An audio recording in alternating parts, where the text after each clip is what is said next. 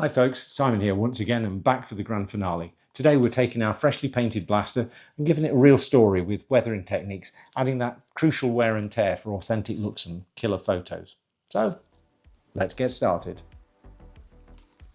As I've shared in the first two parts of this series, I've teamed up with a fantastic Confetti, the game development college right here in Nottingham, to run some workshops that blend the exciting worlds of game design and cosplay. In part one, we took a humble second-hand Nerf blaster and using accessible techniques, transformed it to resemble something straight out of the chaotic universe of Borderlands. Then, in part two, we moved on to the paint job where I demonstrated a variety of budget-friendly painting methods and ways to achieve realistic metal effects, resulting in a blaster that looked like it had just rolled off the Children of the Vault's production line on Pandora. Now, in this final part of our build, we're going to take that factory fresh finish and inject some serious character. I'll be showing you an easy method for creating realistic paint chipping, simulating years of use and abuse. Following that, we'll tackle adding the effects of dirt and grime with a simple wash technique. This weathering process is what truly brings a prop to life, giving it a compelling story and making it look absolutely fantastic on camera, adding that crucial layer of contrast and realism. First up, paint chipping, the key to making your blaster look like it's seen some action. Now, while I often use a layered spray paint and latex masking technique for dimensional chipping, as seen in my previous interrogation droid build video, for this accessible build, we're skipping the spray cans. Instead, I'll show you a simple and effective method to create that convincing chipped and worn look using readily available materials. For this, you just need a pot of metallic paint and a small brush. I've chosen Citadel's Stormhost Silver paint. It's bright and shiny, so it'll really show up against the paintwork. The very first thing to think about before you even touch paint is the world that your blaster belongs in. If your blaster is meant to be relatively new or from a more pristine setting like something from Cyberpunk 2077, you might only need the slightest hints of paint and wear, a few chips here and there, and done. But for this project, the battle-worn wastelands of Pandora, I can afford to get a little more aggressive. I mean, this blaster's been around the wastelands for years, and it's definitely seen a few knocks. So I'm starting with a really obvious area, the tips of the iron sights. They're logical places for paint chipping to occur, particularly since painting them and handling the blaster myself between videos, the paint's actually chipped off here. So it's time to definitely get some silver onto those. Now, when you're applying metallic paint to the edges, the key word here is lightly. You don't want to paint solid silver lines. Instead, imagine you're just catching the very raised edges and corners with the side of your brush. Use a minimal amount of paint on your brush. You can always add more, but it's much harder to take it away. Think of it as gently dusting the silver onto those exposed areas, just enough to suggest that the top layer of paint has been rubbed and chipped away, revealing the metal underneath. Think about impact zones. Really focus your attention on the bits of the blaster that stick out, the edges, the corners, any raised details. Here I'm focusing on the front of the blaster, just behind the barrel. A logical impact point will take a few scuffs if the blaster has moved or swung about. The leading outside edges of the power cells will also take their share of knocks. Think about where and how you'd hold it. Think about the parts of the blaster you would naturally handle a lot, the grip, around the trigger, maybe even where a magazine would go in. There are plenty of times where a magazine would be accidentally smashed against its housing while frantically reloading in battle, so if your blaster has that kind of detail, get some chipping around it. Areas like the grip, trigger and trigger guard will show wear from constant contact. Notice how I'm considering how I'd hold the blaster, visualising where repeated use would likely scrape back the paint over years. And don't bother with the hidden bits. Areas that are tucked away or shielded for impacts won't have much chipping, so don't waste your time there.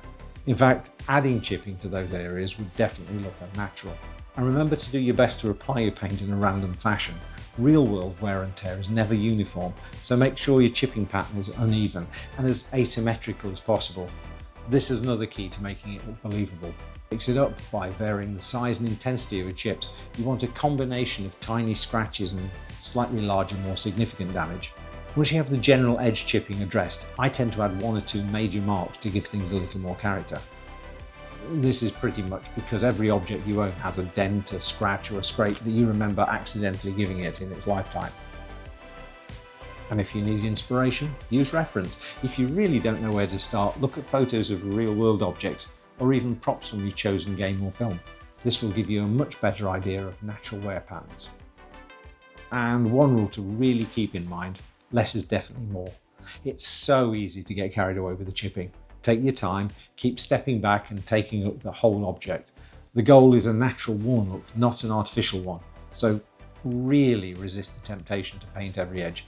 I can't emphasize how much you have to very consciously stop yourself from overdoing this. You can quickly lose yourself in the process and before long end up with too many edges too evenly painted. And if you overdo it, the whole thing will look, well, weird. Trust me, I've done it myself. So when you think you're about 3/4 done, take a break, grab a coffee and take a good look at it with fresh eyes. It may be time to stop. And with the paint chipping effects done, for me, it was time to let the paint dry before the final step, adding some dirt. Now, before we continue, I just want to say a huge thank you to all of you watching and taking time out of your day. I hope you find this entertaining and interesting and maybe even getting inspired to make something cool yourself. I also want to acknowledge that life can be challenging and some of you might be facing some difficulties right now. It might be even that this video is the only positive message you've received today. And if that's the case, please remember to be kind to yourself and don't be afraid to look for support. You can get through this, don't ever forget that. You're special and the world needs you. And I really appreciate you spending your time here with me today. Okay, so let's get into the nitty-gritty of dirtying this blaster down. Once again, I'm keeping things simple and on a budget. I'm using artist's acrylic paint, which to be honest is really all you need for this kind of job. But because I have them to hand, I'm also mixing things up with some weathering powders and yes, that's a cold cup of espresso coffee. As with the paint chipping, the first thing to consider is the world that your blaster exists in. Is it factory fresh and kept in a generally clean environment? If so, you want a much more delicate application of weathering than if your blaster has been dragged through a dusty desert or a muddy swamp. And again, since this blaster is from Pandora, it's going to get pretty darn grimy. So on this one, I'm not really holding back much. My go-to paints for this kind of work are black, burnt umber for those muddy tones, raw sienna for a bit of rust, and yellow ochre as the wild card, that unexpected yellowy brightness that I always find adds a little something special when applied in the right spot. Now the simplest method is to just black wash the entire blaster and then rub it back. This can work. This sinks into the panel lines and details and unifies the paint job, but I find that all too often everything ends up looking a bit too uniform in colour for my liking, and over applying washes in one single pass generally just dulls down the entire paint job and it looks flat. So what I prefer to do is to take my watered down paint and attack the prop with a few different colours first. I start by looking at the obvious places where dirt is going to splash and accumulate and began applying a mixture of colours there.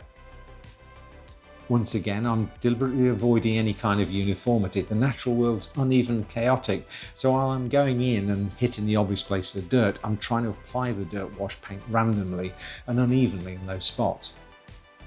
After applying a bit of paint, I grab a paper towel and start wiping off the excess, using light dabbing motions to lift off most of the paint while allowing some of it to settle into the details. Occasionally, I'll use a more deliberate wiping motion to try and remove all of the paint in a specific area, as if in the world of this blaster someone was genuinely trying to clean it. This leaves dirt in the hard to reach areas and also creates contrast. These dirt washes don't just add to the story of the blaster, making it look like it belongs in its world, they also help to make certain features of the blaster stand out more on camera.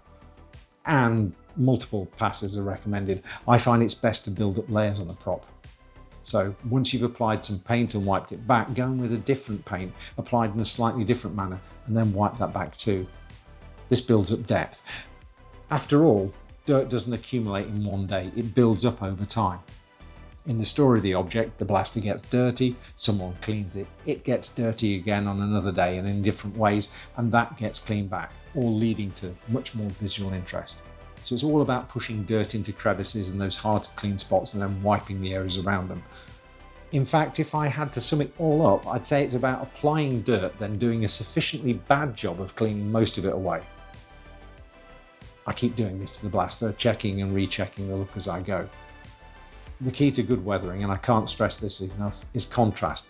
With every prop, I'm always looking at where the majority of the dirt should accumulate and also where it should be as clean as it can be. So unless you want your prop to look like it's been lifted directly out of a swamp, you generally want to create a balance between the dirt and grime and some very clean areas that stand out from them. Often I'll switch to a disposable cleaning wipe about halfway through and use that to actively clean the high accessible spots of the prop to try and rub away all traces of the dirt wash I've applied, to pull as much contrast back out of the piece as possible. You might find that you need drips and runs of fluids like oil, so you can simulate those too. For this one, I'm using some cold espresso coffee. It has a richness of colour that looks like a machine oil when applied, so after I've finished applying dirt, I'll go in and get some of this into the crevices and let it drip out. And while you don't necessarily need them, for fun on this build, I'm also using some weathering powders. These simulate dust. You can, if you want, go outside and grab some real dirt if you want to, but here I'm applying a few splodges of weathering powder to the underside of the blaster where mucky hands and gloves might grind dust into the blaster when it's picked up. Once again, put it on and then badly wipe most of it back. You might notice that I'm also applying some washes to the blade and then doing my best to wipe the blade as clean as possible. It wouldn't look right for the entire blade to be caked in mud. You want the cutting edge to gleam, contrasting with the dirty areas closer to the underside of the blaster.